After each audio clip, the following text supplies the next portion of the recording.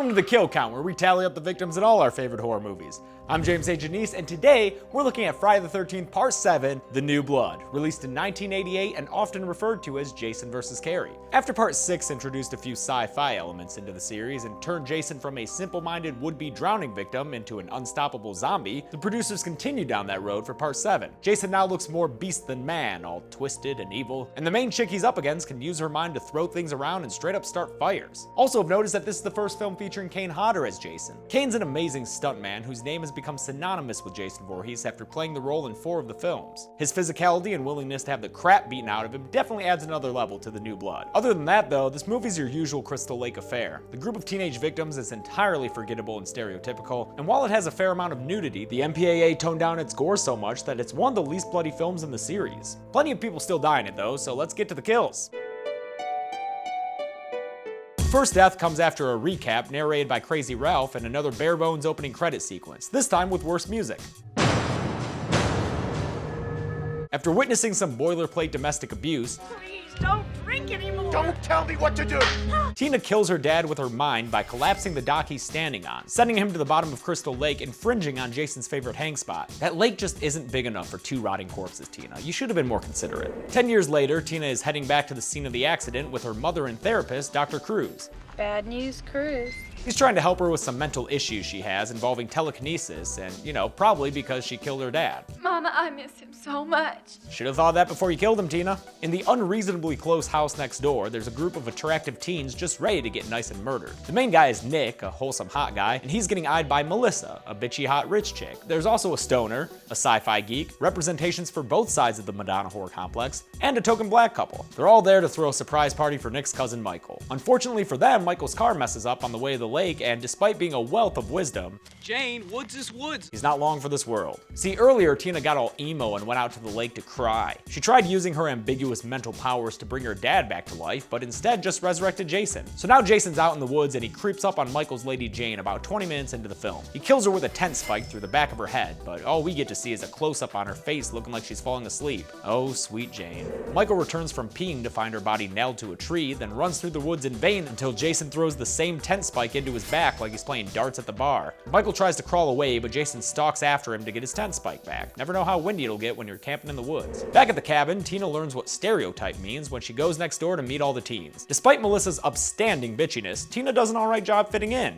until she starts having mental images of Jason killing Michael in the kitchen. Meanwhile, Jason kills some actual people in the real world when he comes across 2 campers. Dan, the dude, goes to fetch some firewood and gets a fist through his back and his neck straight up snapped. I love the shot of Jason pulling his fist out of Dan's back. Even better, now Jason has a machete to play around with. Thanks, Dan. Dan's such a good guy. Jason heads back to the tent and rips his way through to grab Dan's girlfriend, Judy. He drags her out of the tent, wrapped up snug as a bug in her sleeping bag, then kills her with one gruesome smack against a tree. This is a fan favorite kill that will get echoed in both Jason X and the 2013 remake, and Kane Hodder has also said it's his favorite, so there you go. Tina gets closer to Nick and more angry at Dr. Cruz, and the teens continue to be teens with all the drinking and the drugs. Columbian Express is pulling out. All aboard.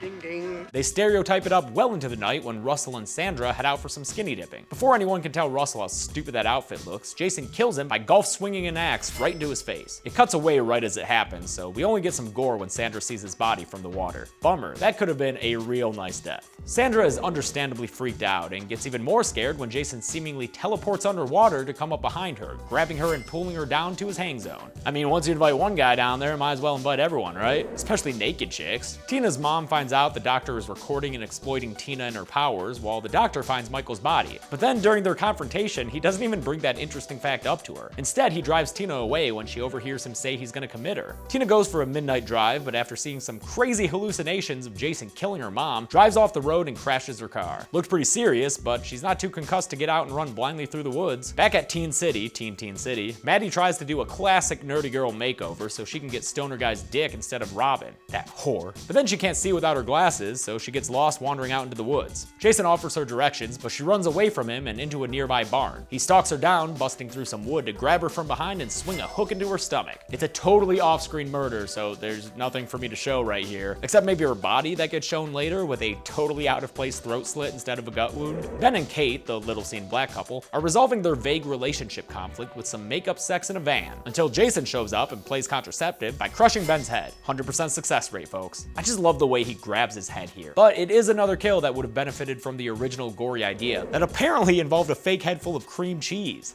Kate, who definitely should have heard that happening out there, is the next one dead when Jason shoves a party horn into her eye. It makes a fun noise, so that's great, but again, it cuts away immediately. Luckily, we see it again later, but it's still a shame how much the MPAA restricted this film. David, the stoner guy, gets hungry after having sex with Robin and heads to the refrigerator, but before he can make that ham sandwich, Jason stabs him in the gut with a butcher knife. Sucks he didn't get to fulfill his munchies, but at least he had high sex, right? I mean, there are worse last things to do. Eddie, the sci-fi writer dude, strikes out with Melissa and covers it real smooth. I got a date with the soap on a rope. But his dingy tighty whities can't protect him when Jason sticks him in the neck with his machete. Yet another kill that cuts away instantly. This one really amuses me though, because in slow motion, it's clear the actor is raising his head to make his neck a clean target. Just trust Kane, dude. He'll put the machete where it needs to go. Robin, wondering where that ham sandwich is, puts on some clothes and wanders around upstairs before finding David's head, which I guess Jason propped up and put on display for her. Then he busts into the room and chokeslams her out of the window, causing her to slow motion fall to her death. It's not quite as awesome as when he did it in the final chapter with that Doublemint twin, mostly because there's no exploding car for Robin to land on, but it gets the job done all the same. Throughout all this, Tina and Nick have been on their own little adventure, learning about Jason and being best friends, while Tina's mom and Dr. Cruz are looking for Tina in the woods. Jason finds them because I guess he likes going back and forth a lot, and chases them down. Dr. Cruz gets the first kill assist in the series when he holds Tina's mom still for Jason to stab her through the back with a spear. Real nice guy, just the spitting image of chivalry. Hope you didn't get too much of that woman's blood on your face. Back at the party cabin, Nick finds Eddie's body, dead, and Melissa, alive, after Tina runs back into the woods and finds Dr. Cruz. Holy crap, there's a lot of running in the woods in this one. I can barely keep it straight.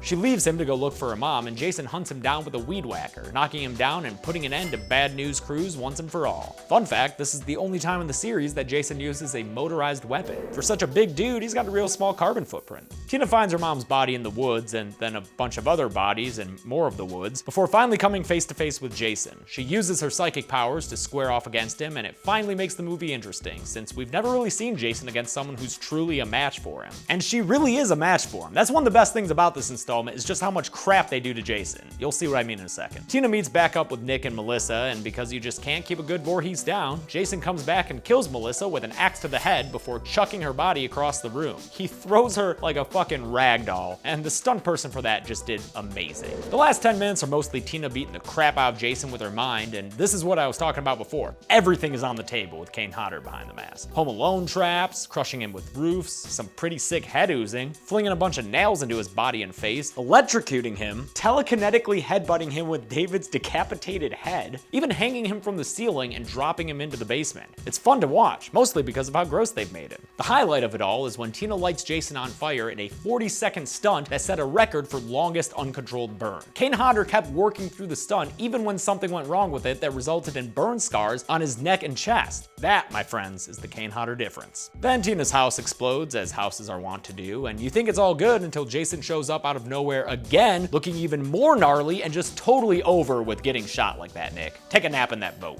Jason turns his attention back to Tina, but before he can kill her, she uses her mental powers to summon her dad from his watery grave? To grab Jason in a bear hug and pull him underwater? What? Wait, this guy who looks like a pirate movie extra? This might be the stupidest scene in Friday the 13th history. At least until these paramedics fucking carry this stretcher instead of using its wheels. With that rescue and a heartbreaking shot of Jason's mask broken in half, we are done with Friday the 13th Part 7, The New Blood. Let's do the numbers. 16 people die in The New Blood, Tina's dad and Jason's 15 victims, and the gender distribution was split equally with 8 guys and 8 girls. At 85 minutes long, that comes out to a kill about every 5 minutes. I'll give the golden chainsaw to the funnest death, Kate's party horn through the eye trick. Like I said, it cut away from it pretty fast, but seeing her later for an extended close-up almost makes up for that. Lamest kill has to be Maddie. At least with the other deaths, you can go frame by frame and see some sort of contact. Maddie's murder happens entirely off-screen, and that's just no fun in a cheap slasher flick. And that's it! Friday the 13th Part 7, The New Blood, was released in 1988 and began the Kane Hodder era of Friday films. Next up will be one of the weirdest Friday the 13th, Part 8, Jason Takes Manhattan, the film that was finally bad enough to put the series to rest for a short period of time. Can't wait to get to it. Until then, I'm James A. Janice, and this has been The Kill Count. Thanks a lot for watching The Kill Count for Friday the 13th Part 7, The New Blood. I have such mixed feelings about this movie, because on the one hand, Kane Hodder as Jason is great, and the telekinesis stuff is kind of cool. But on the other hand, it's just more of teens in the woods, and the teens suck, and the kills kind of suck. What do you guys think of the movie? And what do you guys think of this series? What do you guys think of me? Make sure to subscribe. See you next week in Manhattan.